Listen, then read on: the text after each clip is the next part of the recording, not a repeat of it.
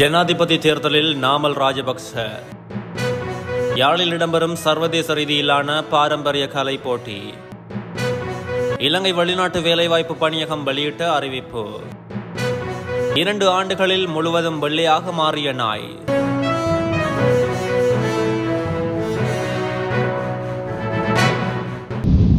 எதிர்வரும் ஜனாதிபதி தேர்தலில் வெற்றி பெறும் வேட்பாளரை ஸ்ரீலங்கா பொதுஜன பெரமுன முன்வைக்கும் என முன்னாள் ஜனாதிபதி மஹிந்த ராஜபக்ச தெரிவித்துள்ளார்.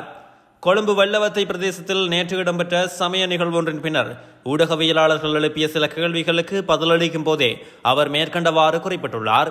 தற்போதைய ஜனாதிபதி இதுவரை தமது கட்சியின் ஆதரவை கோரவில்லை எனவும் அவர் குறிப்பிட்டுள்ளார்.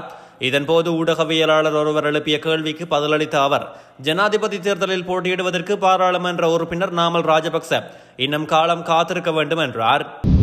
சர்வதேச சிலம்பம் போட்டியை யாழ்ப்பாணத்தில் நடைபெறுவதை நினைத்து பெருமை அடைகிறேன் என்று உலக சிலம்பம் சங்கத்தின் தலைவர் முனைவர் சுதாகரன் தெரிவித்துள்ளார். யாழ்ப்பாணத்தில் தனியார் விடுதியில் நேற்று இடம்பெற்ற ஊடகவியலாளர் சந்திப்பின் போதே அவர் இவ்வாறு தெரிவித்துள்ளார். மேலும் தெரிவிக்கையில், யாழ்ப்பாணம் தமிழுக்கு அகராதி கொடுத்த இடம். இங்கு பேசுகின்ற தமிழ் தூய்மையான செழுமையான தமிழ். அதையிட்டு நான் பெருமை அடைகின்றேன். அவ்வாறான ஒரு இடத்தில் உலக சிலம்ப சங்கத்தின் உறுப்பினர்களும் வெளிநாட்டு மாணவர்களும் இணைந்து எமது பாரம்பரிய கலை போட்டியை நிகழ்த்தவுள்ளோம். இலங்கை சிவலீமன் சங்கத்துடன் இணைந்து உலக சிலம்பம் சங்கம் யாழ்ப்பாணம் துரையப்பா விளையாட்டு அரங்கில் சர்வதேச சிலம்பம் போட்டிகளை நடத்தவுள்ளது என தெரிவித்துள்ளார். மேலும் குறித்த சர்வதேச சிலம்ப போட்டிகள் யாழ்ப்பாணம் துரையப்பா விளையாட்டு அரங்கில் இன்று காலை 8 மணி முதல் மாலை வரை இடம்பெறும் என தெரிவிக்கப்பட்டிருந்தது.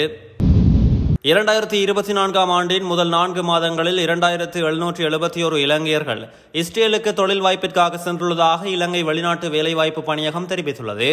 இலங்கை அரசுக்கும் இஸ்ரேலுக்கும் இடையிலான புரிந்துணர்வு ஒப்பந்தத்தின்படி தாதியர், விவசாயம் மற்றும் கட்டுமானம் ஆகிய 3 துறைகளிலும் இலங்கையர்கள் இஸ்ரேலில் தொழில் வாய்ப்புகளை பெற்றுள்ளனர். அதன்படி தாதியர் தொழிலுக்கு 409 பேரும், கட்டுமான துறைக்கு 804 பேரும், விவசாயத்துறைக்கு 1558 பேரும் தெரிவாகியுள்ளனர்.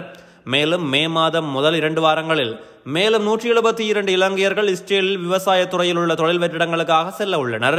2023ஆம் ஆண்டு 1912 இலங்கையர்கள் மாத்திரமே இஸ்ரேலில் தொழில் வாய்ப்பிற்காக சென்றுள்ளனர். இதன்படி இந்த வருடம் இஸ்ரேலுக்கு தொழில் வாய்ப்புக்காக செல்லும் இலங்கையர்களின் பெரும் வளர்ச்சியை காட்டுவதாக பணியகம் கூறியுள்ளது. சில அரிதான நோய்கள் மனிதர்களுக்கு மட்டுமல்ல விலங்குகளையும் தாக்கும்.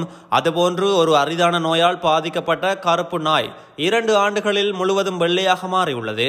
இது தொடர்பான புகைப்படங்கள் சமூக வலைதளங்களில் பரவி வருகிறது. தோல் அதன் இயற்கையான நிறத்தை இழந்து வெளிரிய வெள்ளை நிறமாக மாறும் நிலைக்கு விட்டிலிகோ என்று பெயர். இந்த வகை அரிய நோயால் சில மனிதர்கள் பாதிக்கப்பட்டுள்ள நிலையில் நாய் ஒன்றும் பாதிக்கப்பட்டுள்ளது. அமெரிக்காவின் ஒக்லஹோமா பகுதியை சேர்ந்த ஸ்மித் என்பவர் வளர்த்து வரும் பஸ்டர் என்ற பெயர் கொண்ட அந்த 4 வயது நாய் கடந்த 2 ஆண்டுகளுக்கு முன்பு முழுவதும் கருப்பு நிறத்தில் இருந்தது. இந்த நிலையில் விட்டிலிகோ பாதிப்பு காரணமாக கடந்த 2 ஆண்டுகளில் நிறம் படிப்படியாக மாறி தற்போது முழுவதும் வெள்ளை நிறமாக மாறியுள்ளது. இது தொடர்பான புகைப்படங்களை ரெடிட் தளத்தில் பதிவிட அது இணையதளத்தில் வேகமாக பரவி வருகிறது.